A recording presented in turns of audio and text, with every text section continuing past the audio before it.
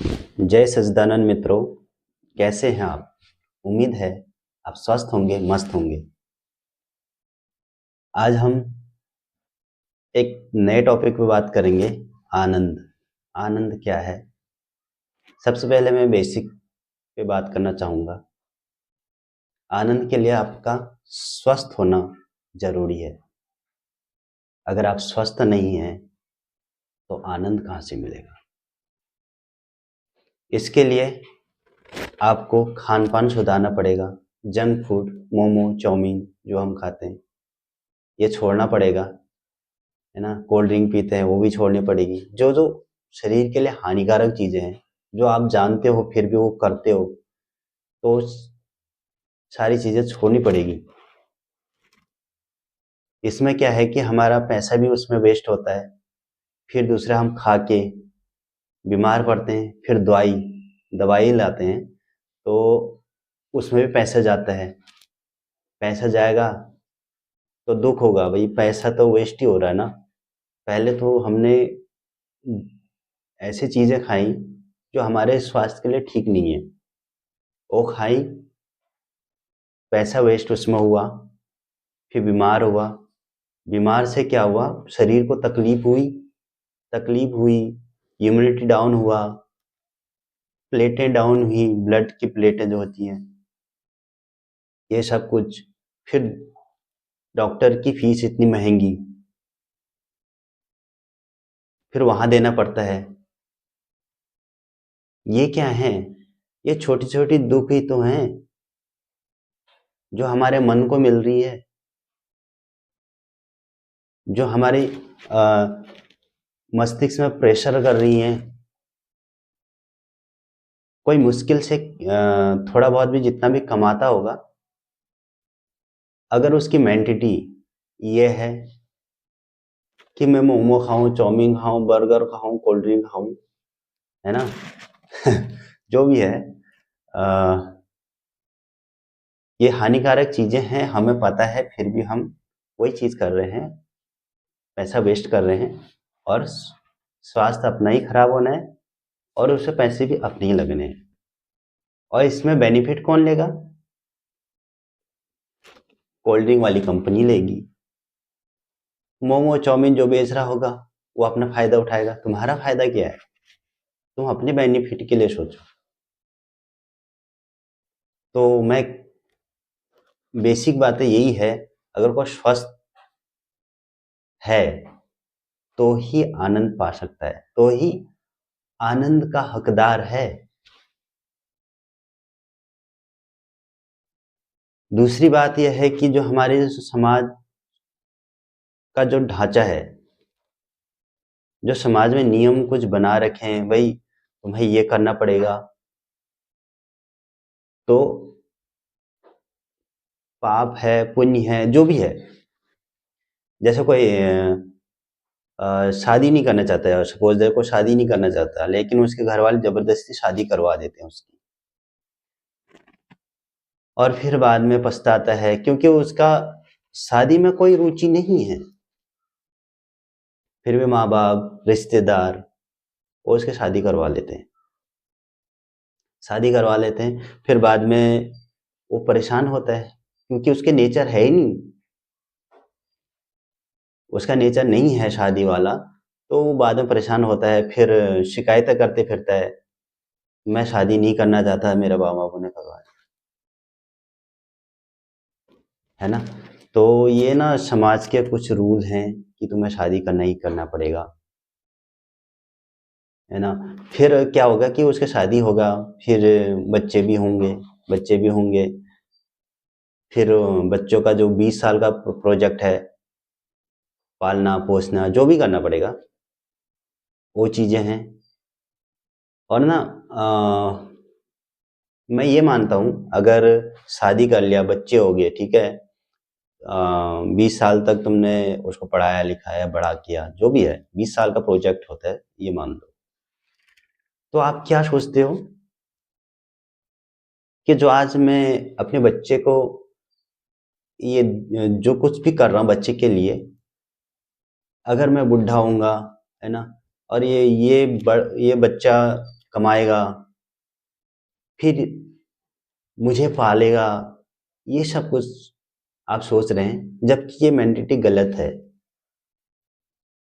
तुम्हें उम्मीद नहीं करना चाहिए कि जिसको हम आज पाल रहे हैं, पोछ रहे हैं और बड़ा कर रहे हैं, वो हमें बड़ा होकर कुछ रिटर्न देगा। ये उम्मीद गलत है, क्योंकि समय बदल रहा है।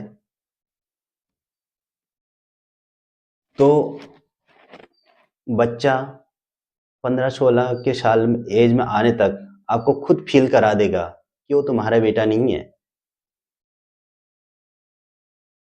भले ही बायोलॉजिकल तुम्हारा बेटा है, बट उसकी विचार ऐसे होंगे कि वो आपको रियलाइज करा देगा कि वो आपका बेटा नहीं है। बड़ा होगा, उसकी शादी करवाओगे, तुम खुद करवाओगे उसकी शादी, है ना। तुम नहीं भी कराना चाहोगे तो भी समाज के दबाव के कारण उसकी शादी भी करवाना पड़ेगा। तो शादी के बाद आजकल सब जानते ही हैं, शादी के बाद कौन माँ बाप को पूछती है? कोई नहीं पूछता। अगर माँ बाप को नहीं पूछेगा, तुम्हारा जो बच्चा होगा उसकी शादी होगी, वो तुम्हें नहीं पूछेगा, है ना, तो तुम्हें बहुत दुख होगा। अभी से जो तुम लाड़ प्यार कर रहे हो, वो बाद में तुम्हें पूछेगा नहीं। तुम्हें वो दिन याद आएंगे जब तुम उसको पाल रहे होते हैं। तो वो भी एक दुख है। और ये है कि परिवार हो गया, परिवार में झगड़े हो गए, है ना, झगड़े में छोटी मोटी झगड़े में दुख होता ही है ना। किसी को मनाना है, मतलब ये जीवन ना कुछ ऐसा जाएगा, पजल वाली जिंदगी। ना सुख है, ना शांति है ना। और फिर परिवार के बोझ ऐसे बढ़ेंगे ना। खुद पहले तो हमारे जो इंडिया है, इसकी जनसंख्या इतनी है कि लोग बेरोजगार हैं। जनसंख्या इतनी है कि नौकरियां इतनी नहीं है, लोग बेरोजगार बैठे हैं, नौकरियां वैसी नहीं मिल रही हैं। 10-12 हज़ार की जॉब जो तुम कर रहे हो, उससे बस खाना पीना, 2 वक्त की रोटी होगी, वो भी पूरा नहीं होगा। फिर कर्जा मांगोगे, दूसरी टाइम के जो सैलरी आएगी उसका वेट करोगे, फिर कर्जा उतारोगे। बस यही जिंदगी जाएगी घोड़ों की तरह। बस आओगे जाओगे, निकल जानी जिंदगी। तो कहीं ना कहीं मैं मानता हूँ कि शादी करनी चाहिए, अच्छी बात है शादी, लेकिन उसी को करनी चाहिए जो अपनी लाइफ इजी कर सके, जिसके पास इतना है कि वो परिवार को पाल सके, जिसका जीवन परिवार का भरण पोषण करते हुए सुगम सुगमता से जिए। अब क्या है, हम आनंद पे आते हैं। आनंद क्या है? क्या है कि पहले आपको तो स्वस्थ होना चाहिए। आजकल क्या है, लोग स्वस्थ भी हैं, सब कुछ है, पैसे भी है, फैमिली है, सब कुछ है, फिर भी अशांत रहते हैं। उनके मन में कुछ ऐसी कुछ ऐसा ना, झंडा उखाड़ने का बात करते हैं, कुछ ऐसा चीजें हैं, लेकिन लाइफ में वो सोचते रह जाता है, वो करता करता रह जाएगा, लेकिन वो काम कभी पूरी नहीं होंगे। जिसके पास पैसा है वो और पैसे कमाने के चक्कर में है,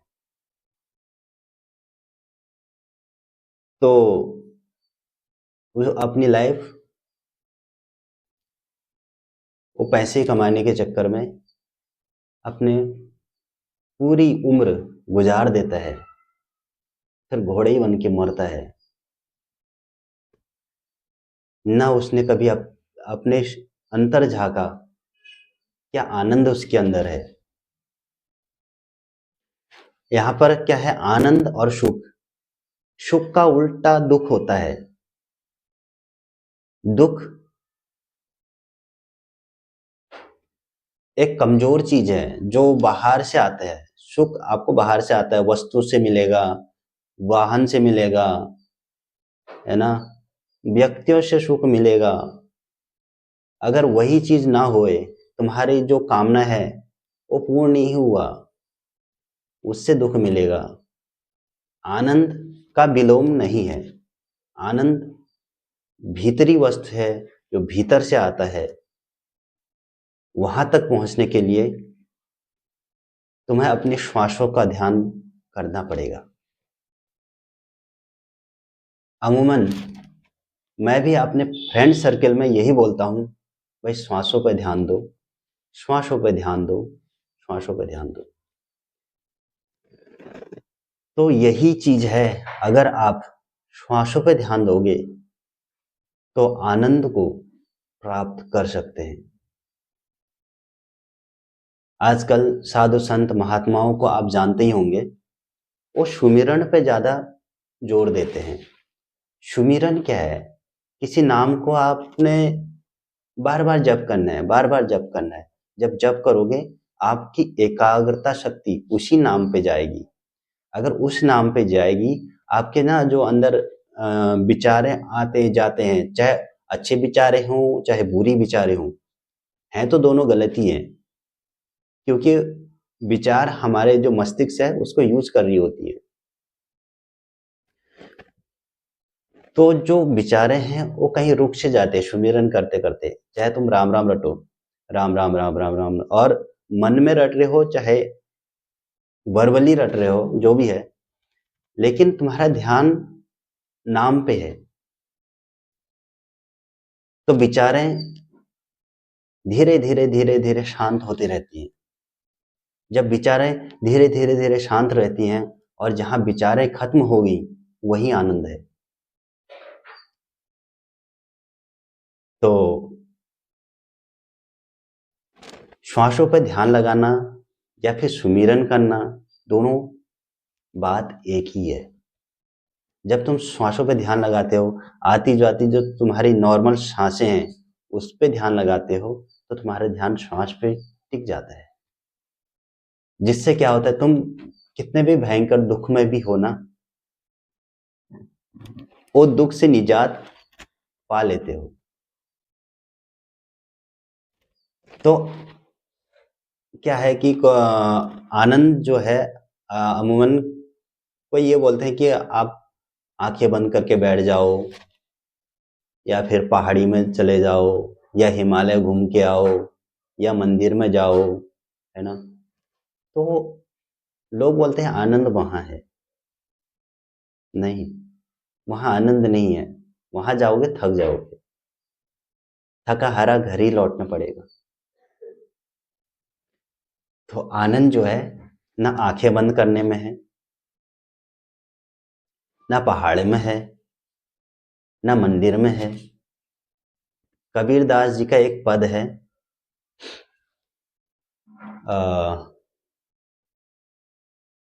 आंख न मूंदो कान न रूझो, तनिक कष्ट न धारो, खुले नैन देखे पिय हसी हसी, मोहनी रूप निहारी, साधु सहज समाज भली।